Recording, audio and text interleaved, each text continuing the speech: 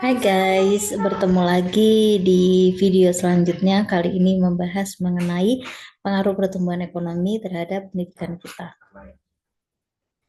Sebelumnya dengan saya, jangan lupa untuk like, comment, and subscribe.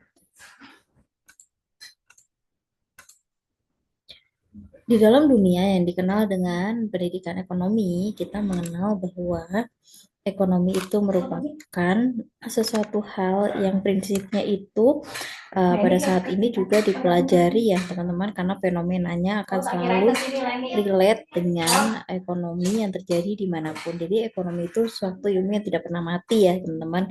Melainkan kita akan selalu belajar ekonomi karena ekonomi itu akan berkembang sesuai dengan zamannya.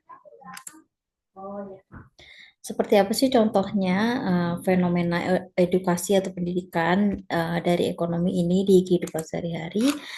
Contohnya adalah sebuah lulusan yang tidak memiliki kompetensi yang cukup untuk terjun ke lingkungan kerja, dan adanya juga adanya guru yang tidak sesuai dengan kompetensi, dan ada juga yang pendidikan yang tidak sesuai dengan kualifikasi. Jadi ketika kita ingin memajukan sebuah ekonomi, kita perlu menjadi lulusan yang cukup kompeten di dunia kerja ya teman-teman, dan sesuai dengan apa yang diperlukan dari perusahaan yang akan kita lamar.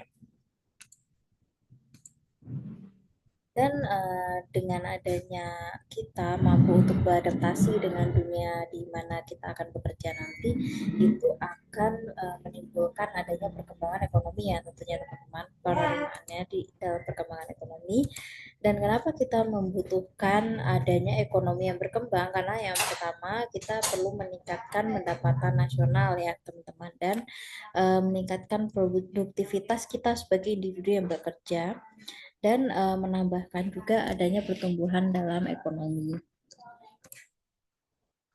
Jadi ini adalah contoh dari capaian pembelajaran di mana kita jika mengambil mata kuliah ekonomi ya teman-teman.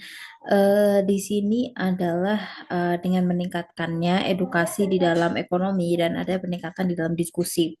Karena balik lagi sesuai dengan video sebelumnya ya teman-teman, bahwa kita memerlukan adanya kemampuan dalam diskusi dan komunikasi di dalam sebuah perusahaan yang akan mendukung adanya pertumbuhan ekonomi di nasional atau di Indonesia.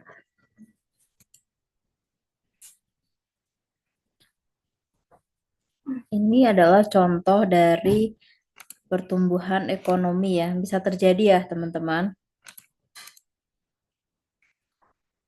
Misalnya skillnya terus didukung oleh perusahaan. Tapi kalau misalnya seseorang tidak punya sesuatu hal untuk didukung di dalam bisnisnya, contohnya seperti skill yang dipunyai tapi tidak punya, itu akan mempengaruhi juga pertumbuhan ekonomi kita ya teman-teman.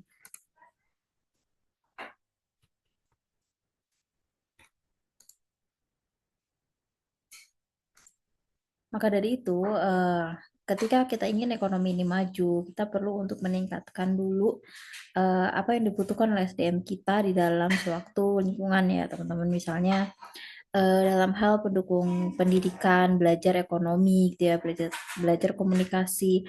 Hal itu juga nantinya ketika mereka ingin bekerja dan membantu perekonomian negara, hal itu akan dipermudah sesuai dengan apa yang kita tujuan pembelajaran kita mengajarkan ekonomi tersebut ya teman-teman. Dan ketika kita membagikan ilmu kita tentang ekonomi, seseorang tersebut akan semakin cerdas untuk berpikir ya, dan memiliki skill di dalam ekonomi. Dan skill itu tuh bisa beberapa jenis skill, asalkan skill tersebut masih dibutuhkan oleh perusahaan. Tidak melulu kita membahas mengenai ekonomi ya, bisa-bisa saja membahas mengenai IT.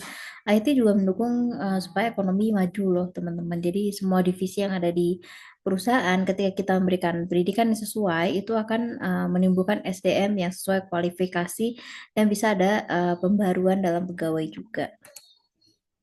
Dan dengan adanya berpikir intelijen ya teman-teman, dan dengan adanya skill, seseorang akan bekerja dengan baik dan memajukan ekonomi negara.